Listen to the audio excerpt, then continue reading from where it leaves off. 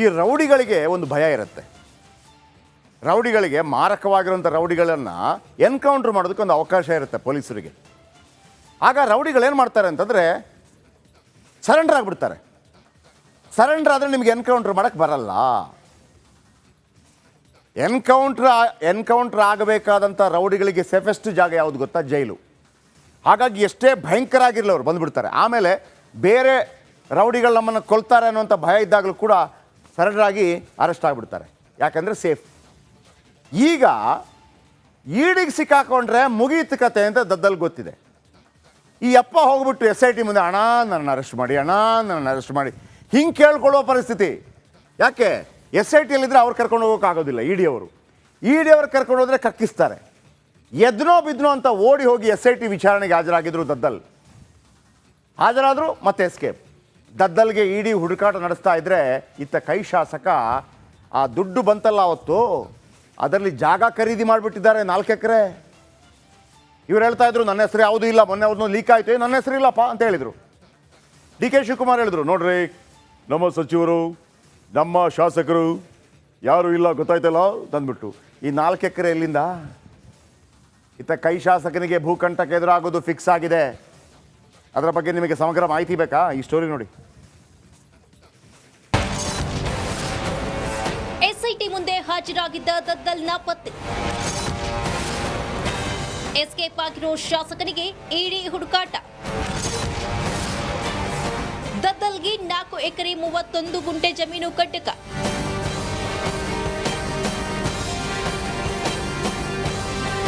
ವಾಲ್ಮೀಕಿ ಅಭಿವೃದ್ಧಿ ನಿಗಮ ಹಗರಣದ ತನಿಖೆ ಫುಲ್ ಆನ್ ಆಗಿದ್ದು ಕೈ ನಾಯಕರಿಗೆ ಡವಡವ ಶುರುವಾಗಿದೆ.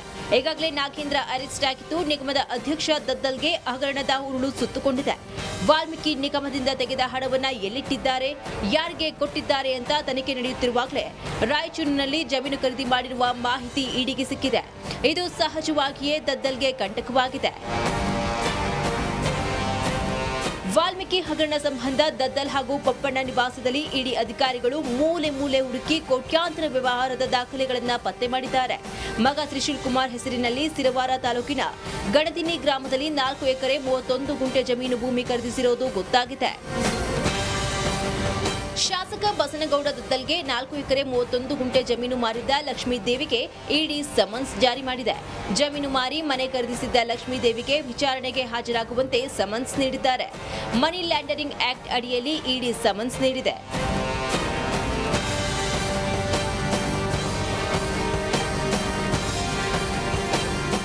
ದಲಿತರ ಹಣಕ್ಕೆ ಕೈ ಹಾಕಿದ ಮಾಜಿ ಸಚಿವ ಹಣವನ್ನ ಬಳ್ಳಾರಿ ಎಲೆಕ್ಷನ್ಗೆ ಬಳಸಿರುವ ಅನುಮಾನ ಕೂಡ ವ್ಯಕ್ತವಾಗಿದ್ರೆ, ಈತ ಲೂಟಿ ಮಾಡಿದ ಹಣದಲ್ಲಿ ಮಗನ ಹೆಸರಲ್ಲಿ ದದ್ದಲ್ ಭೂಮಿ ಖರೀದಿಸಿರುವುದು ಗೊತ್ತಾಗಿದೆ. ಒಟ್ನಲ್ಲಿ ಯಾರದ್ದು ದುಡ್ಡು ಎಲ್ಲಮ್ಮನ ಜಾತ್ರೆ ಅನ್ನೋ ಹಾಗೆ ದಲಿತರ ದುಡ್ಡಲ್ಲಿ ಜನಪ್ರತಿನಿಧಿಗಳು ಎನಿಸಿಕೊಂಡಿರುವ ಇವರು ಮಜಾ ಮಾಡ್ತಿದ್ದಾರೆ. Bureau report, republic Kannada.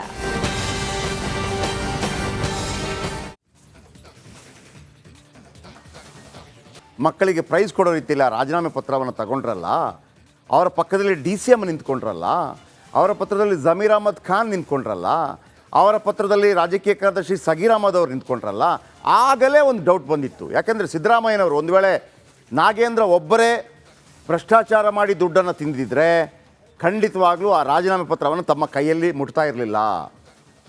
ಇವರೆಲ್ಲ ಮುಟ್ತಾ ಇದ್ದಾರೆ.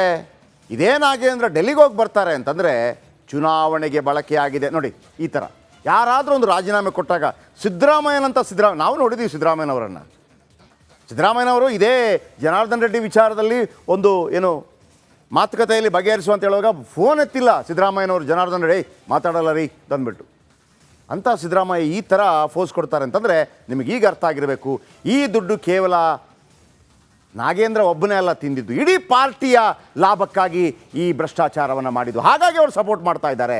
ಹಾಗಾಗಿ ಇದು ಇವರ ಮೂಲಕ್ಕೆ ಬಂದೇ ಬರುತ್ತೆ. ಹಾಗಿದ್ರೆ ಈ 187 ಕೋಟಿ ಇಲ್ಲಿ ತನಕ ನನಗೆ ಗೊತ್ತಿಲ್ಲ. ವಾಲ್ಮೀಕಿ ನಿಗಮದ 187 ಕೋಟಿ ಬೇರೆ ಬೇರೆ ಖಾತೆಗೆ ವರ್ಗಾವಣೆ ಮಾಡಿದ್ದರ ಹಿಂದೆ ಇರೋದೇ ನಾಗೇಂದ್ರ ಅವರ ಕುತಂತ್ರ.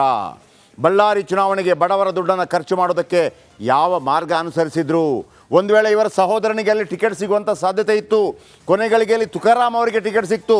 20 ಕೋಟಿ ಖರ್ಚು ಮಾಡಿದ್ದಾರೆ. ಆ 20 ಕೋಟಿ ಖರ್ಚು ಮಾಡಬೇಕು ಅಂತಂದರೆ ಸಿದ್ದರಾಮಯ್ಯ ಮತ್ತು ಡಿ ಕೆ ಶಿವಕುಮಾರ್ ಅವರ ಅಣತಿ ಇಲ್ಲದೆ ಖರ್ಚು ಮಾಡಿರೋದಕ್ಕೆ ಸಾಧ್ಯನೇ ಇಲ್ಲ.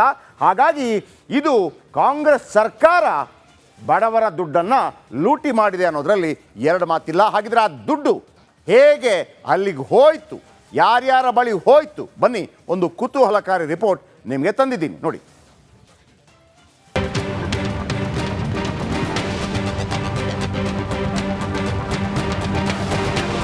ಅತಿ ಬಡ ಜನರ ಅಭಿವೃದ್ಧಿಗೆ ಮೀಸಲಿಟ್ಟ ಹಣವನ್ನ ಲೂಟಿ ಹೊಡೆದ ಆರೋಪ ಹೊತ್ತಿರುವ ನಾಗೇಂದ್ರ ಮತ್ತು ಸಹಚರರು. ಅದಕ್ಕಾಗಿ ರೂಪಿಸಿದ್ದ ಸಂಚು ಅಂಥಿಂಥದ್ದಲ್ಲ.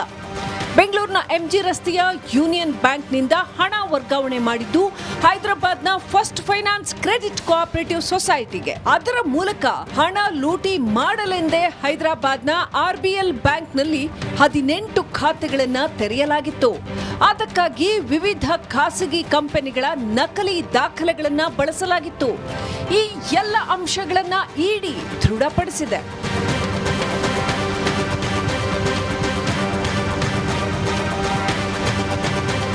ನಿಗಮದ 2 ಖಾತೆಗಳಿಂದ ಹಣ ಅಕ್ರಮ ವರ್ಗಾವಣೆ ಮಾಡಿದ್ದು ಹೇಗೆ, ಯಾರ್ಯಾರ ಖಾತೆಗೆ ಕಳಿಸಲಾಯಿತು ಅನ್ನೋ ಖಚಿತ ಮಾಹಿತಿ ರಿಪಬ್ಲಿಕ್ ಕನ್ನಡಕ್ಕೆ ಲಭಿಸಿದೆ. ಹಣ ಲೂಟಿ ಮ್ಯಾಪ್. ನಿಗಮದ ಖಾತೆ 1, ಖಾತೆ ಸಂಖ್ಯೆ 5201001001659653. ವರ್ಗಾವಣೆಯಾಗಿದ್ದು 45 ಕೋಟಿ. ಯಾರ ಖಾತೆ, ಎಷ್ಟು ಕೋಟಿ? Accord business services 5,46,00,000. Nitya security services 4,47,00,000. ಝೆಲಿಯಂಟ್ ಮತ್ತು service training consulting 4,97,00,000. YM enterprises 4,98,00,000. Volta technology services 5,12,00,000. Happiest minds technology 4,53,00,000. ಮೆಟಲಿಂಗ್ ಸಾಫ್ಟ್ವೇರ್ ಇಂಡಿಯಾ 5,10,00,000.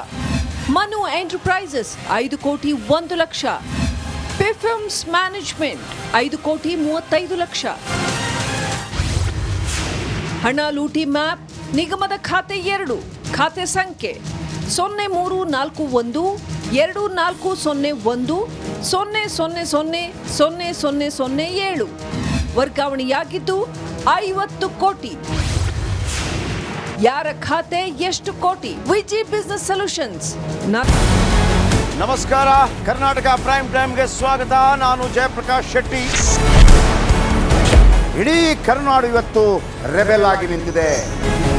ಈ ಹಗರಣಗಳನ್ನು ಸದನದಲ್ಲಿ ಪ್ರಸ್ತಾಪ ಮಾಡಲು ಕೂಡ ಕಾಂಗ್ರೆಸ್ ಹಿಂದೇಟು ಹಾಕಿದ್ದೇಕೆ? ನಿಮ್ಗೆ ಸಂಬಳ ಅದಕ್ಕೆ, ನಿಮಗೆ ವಾಹನ ಅದಕ್ಕೆ, ನಿಮಗೆ ವೆಪನ್ ಅದಕ್ಕೆ, ನೀವು ಅದನ್ನು ಸೆರೆ ಹಿಡಿಬೇಕಾಗಿತ್ತು.